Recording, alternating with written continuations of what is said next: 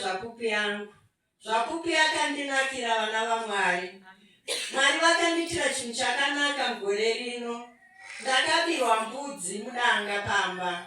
Handina kurwadziwa nokuti amai bhishopi vakanga vamboriprofita nezvekubirwa. Aleluya. Remangwana racho ndakafonerwa kubva kwaMutare kuchikoro kunopinda mwana wamwanasikana wangu Dhunda kana kuti Clot Ruvarashe.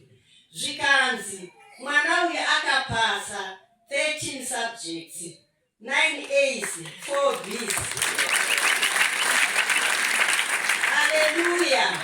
Zvikanzi zvinochikumbira chedu ndechekuti ifomu anga ari mufomu 1 kuti aende kufomu 2 tinomutanisira nguva. Ndokumbira kuti aende kufomu 3. Ndikati mwana mudiki une 12 years akakumidza kuenda kuchikoro. Zvikanzi tinomutanisira nguva. Ndikataura ina baba vake. Zvikanzi baba vake vatirifeya kwamuri. Ndikatega nitaure naye. Ndikati unoti chiko muzukuru. Zvikanzi regai ndiende kufomu 3. Akufomu 3. Haleluya. Haleluya. Ndine mwana wandakachengeta iri nherera. Ndakauya naye pano izvozvi. Kubva primary kuenda akanyora O level.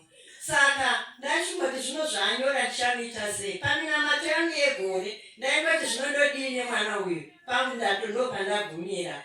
Ndakazongonawo kuchiuya tsamba kuti mwana anadhona achiamba kumitisa kosi. Haleluya. Haleluya. Kunaka kwezvapupu. Mwanasikana wangu wenumber 2 mainokutenda kana kuti maizibhowa. Anga asina English. Akanyora akabuda neB. Haleluya. Ndinotenda Mwari wezvapupu. Tita haleluya.